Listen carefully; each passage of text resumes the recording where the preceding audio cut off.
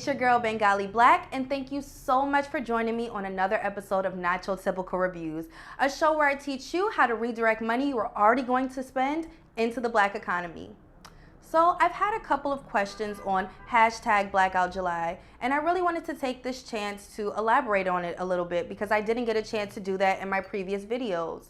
So hashtag Blackout July is just a commitment saying that you are going to intentionally redirect a portion of money you are already going to spend into the Black economy. There's a lot of other blackouts right now, and we're all familiar with them, which is why I chose to name it Blackout. But the difference with this is just we have no end date. We're going to start trying to redirect a portion, and we're going to continuously increase that portion until we can get to at least a consistent 75%. Why not 100 right off the rip? Well, I don't know about you, but I'm not rich. I'm a working class woman, and I just can't afford to throw everything that I've bought in my whole life away and just buy Black. You know, I want to invest in businesses, but unfortunately I don't have the capital to do that. But I, like you, have consumer power, which means I can intentionally redirect money I was already going to spend into the Black economy. And to do this, I'm just sourcing out businesses and sourcing out products that I was already going to buy. They're similar to things that I was already going to use anyway. And as I'm taking this journey, I want to share that with you so you can have the knowledge to make different decisions if you so choose. You know, some will, some won't. So what? This is not going to be for everybody because there's so many different things going around. So many people are contributing to this cause, and there's a lot of different actions you can take right now. This is just something that I'm promoting. So if this resonates with you and you feel like this is the way to help the community, then I urge you to join me on this. So if you're still with me, let's go ahead and jump into the show. So on today's episode, I really want to discuss the idea of ujima, which means collective work and responsibility. Essentially, this just means we use our individual responsibilities to help our collective cause, which is currently boosting the Black economy. Black enterprise is the foundation of our economic freedom, so we really need to start redirecting our money into the Black economy. But don't believe me, the facts are all in the past. So without further ado, let's jump into some history, shall we?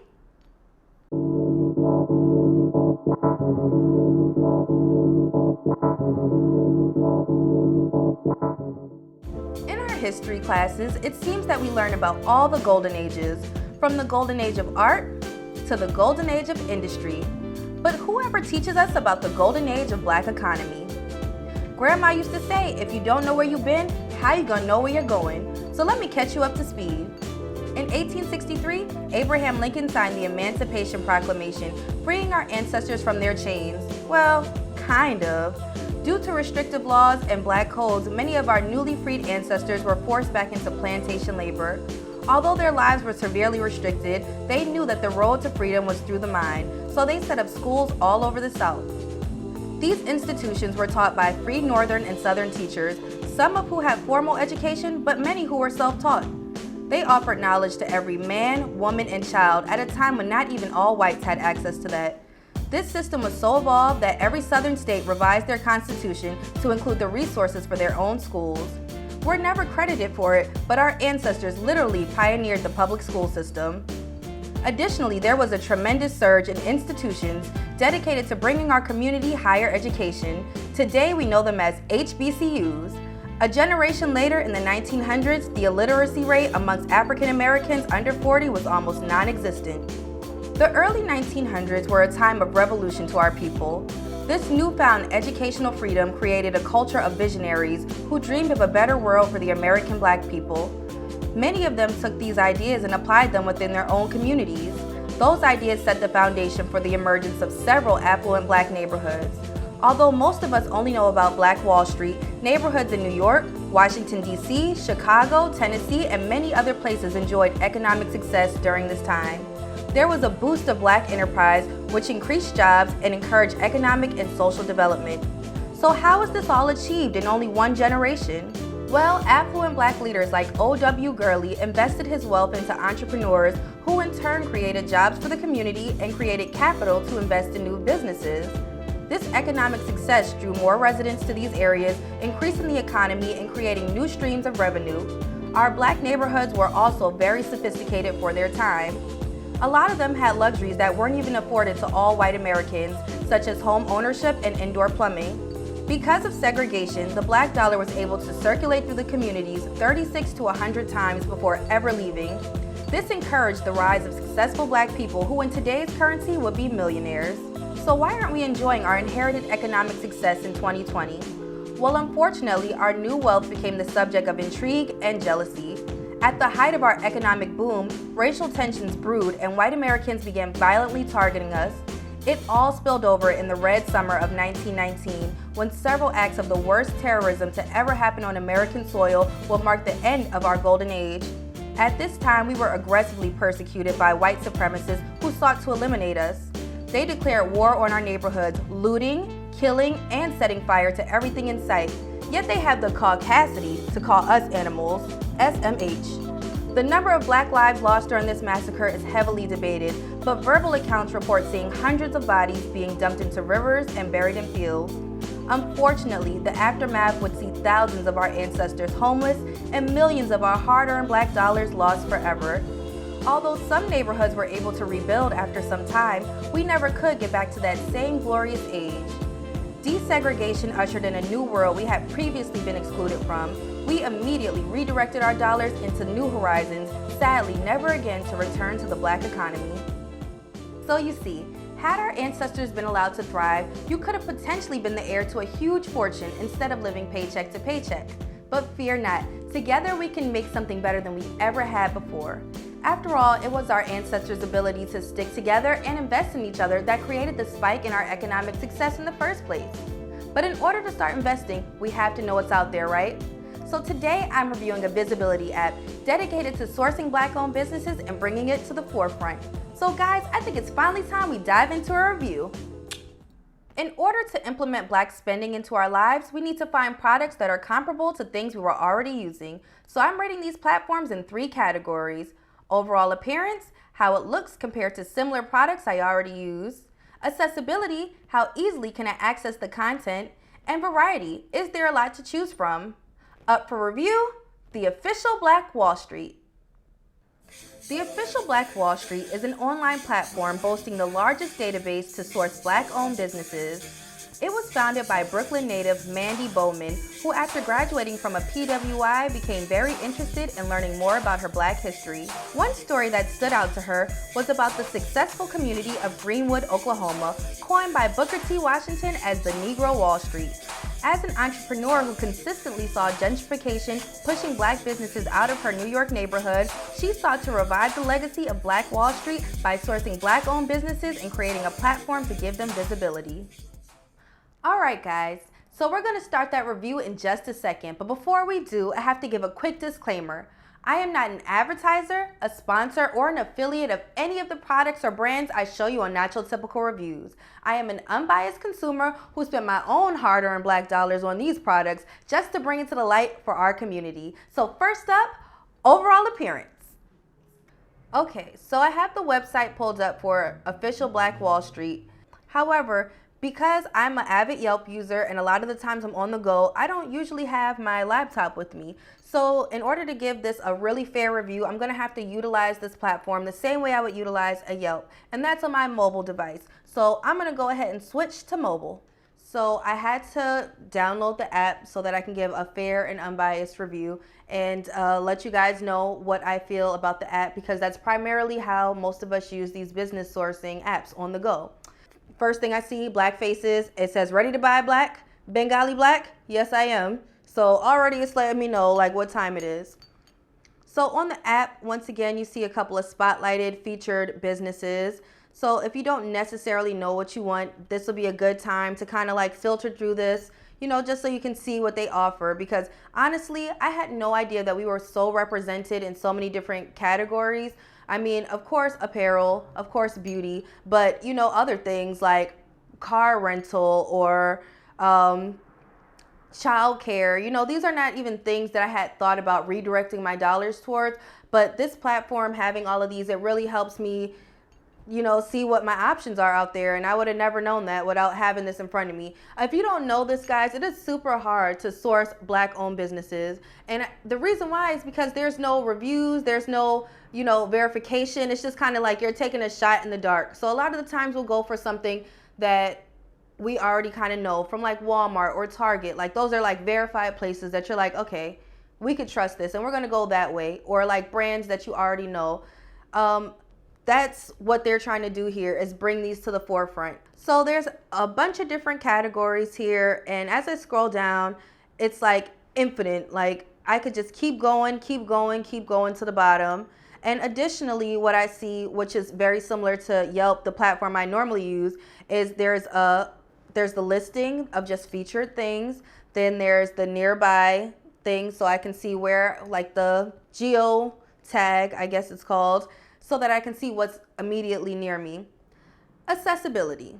So how am I going to test this? I'm going to just try anything in the dark. So one thing that I know that I want to do when I get out of here is take my good friend Tyreek Smith from Code Switch Productions to a vegan dinner. So I'm going to go ahead and try to see if I can find maybe a vegan place nearby, or any vegan place, just potential of traveling somewhere. So I'm going to go ahead and use this keyword search and type in vegan.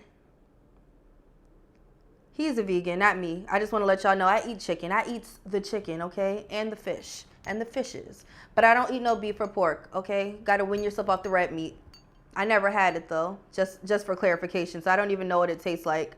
But I hear it's pretty good. They have all these different states on here. And one thing that I really like about this is the states are in subsections of like cities or areas, like the main areas. So it's not like it's just telling you like a place like Pennsylvania and like you're trying to get to Philly, but it's trying to take you somewhere else, you know, some like Patterson, I think no, that's Jersey. Okay, well, you know, geography, I bring the facts, guys. I never said I was a world traveler, a geographist, if you will. I don't even know if that's a word, but I never said that. I only said I deal with the facts. So I'm gonna just stick to the app, okay? Okay, all right. So right away, I was worried. I'm not gonna lie. I really did not know, because I did not try this before we started filming, but I really didn't know what was gonna come up. I was hoping that businesses actually came up and it didn't say like error, but actually it's a fair amount of stuff. We have Nani Health Food Store in Brooklyn, which it says food, beverages, and grocery store. So, you know, if you're trying to redirect your money somewhere, you definitely need groceries. And that's like a great place for me to go ahead and source. So I'm going to go ahead and click on it and favorite it, because I want to come back to this. So that's what you have to do. I'm going to bookmark this one. Because if they have the rice and they have the veggies, then why should I not? But it's just bringing up everything. There's a vegan dessert place that sells cookies and sweets. There's some peppers. Now, let me tell y'all something. Your girl likes the spice, okay? So the fact that it says Nafi's hot pepper condiments, say less. Just say even less. All you need to say was it was spicy. I'm in there. Bengali's in the building. So I'm going to bookmark that one too. Alrighty, I'm really liking what I see from Official Black Wall Street. All right, so that kind of leads us into variety. So let's go ahead and go there. I mean, I've already said there is a lot of options, but I really want to take you through some of the categories that they have for you to choose from. Okay, because some of this stuff I did not know that I wanted or needed, but now I feel like, how did I not live with this? I mean, I need this in my life. Right away, it's similar to the geography tab that has different subsections of things within that category. So there's everything there from eyewear to handbags to seamstress, and also to like vintage and thrifts. I love vintage thrifting. I really do, because I feel like what's wrong with something that's secondhand as long as it's good, you know? I'm saying I've been trying to find me a nice little vintage Chanel bag in one of these thrift stores. Let me come up, please. Let me. But I mean, also, I just want to see what they have to offer. I was going to thrift anyway. I go to the Goodwill sometimes. Shh, don't tell nobody. But I do, and, you know, I was going to do it anyway. So why not do it at a Black-owned business? Overall, I'm very satisfied with the amount of variety that's in here, especially since I didn't realize that we were so represented in so many places in this industry. So that means any place that you are, any area that you represent, that is the place that you redirect your dollar. Blackout July is not about just throwing away everything. It's just about gradually redirecting your dollar. So by July, I'm hoping to redirect a personal amount of like 10% of my money into the Black economy. Whatever percent you choose, 2%, 5%, whatever it is that you can do consistently and like build on, that's where you start.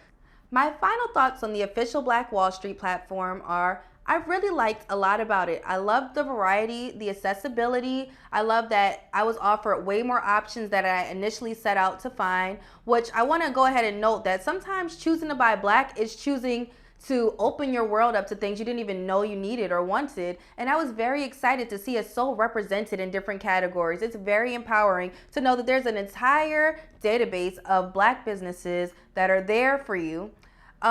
There was a couple of cons though, and I want to be fair about it. I was having a couple of tech issues. One of the things is it was really slow to load in some categories, and that definitely kind of turned me off because when you're thinking about accessibility, especially when you're out on the go, you want things like 1, 2, 3, and you don't want to have to like wait or keep refreshing or have to be like near like some really strong Wi-Fi. It should just work by itself. And sometimes it was a little glitchy, but honestly, it didn't turn me off from the app because there was a lot more to offer. Another thing that was a problem for me was that there's not a lot of businesses like in concentrated areas. Like I live in New York, I live in Brooklyn, so there's a lot of black businesses here. I'm very fortunate for that. However, I used to live in Greensboro, North Carolina. I used to live in Baltimore, Maryland. And when I sourced the businesses in those areas, there was way less options. So I kind of felt for, my friends that live in those areas. And I just thought, hey, you know what? What's missing from this app is really you. You guys that live in those areas, even if you don't see a business in your area, if you know one, go ahead and input it. Go ahead and give it a review. Let us know. Like the official Black Wall Street wants you to input these businesses. So if you live somewhere and you notice that there's not a lot of variety, but you know at least 1 or 2 places, go ahead and put that in there, give a review, and let us know where you like to go. All right, guys, so we're coming to the end of this episode, and I'm so glad I could bring this new business sourcing app into your life. I just wanted to talk briefly about the power of believing. The power of the mind is so strong that if you really think of something hard enough, you can attract it into your life. It's not magic, it's actually energy, and it can't be created or destroyed. It's simply transformed. So transforming your thoughts about the black economy into actual beliefs can make all the difference in what we're trying to do here. After all, it wasn't wealth or privilege that built the success of Black Wall Street. It was actually the visionaries who believed that it was possible. So guys, just never stop believing and keep hope alive. I'm your host, Bengali Black, and I'm going to check you later.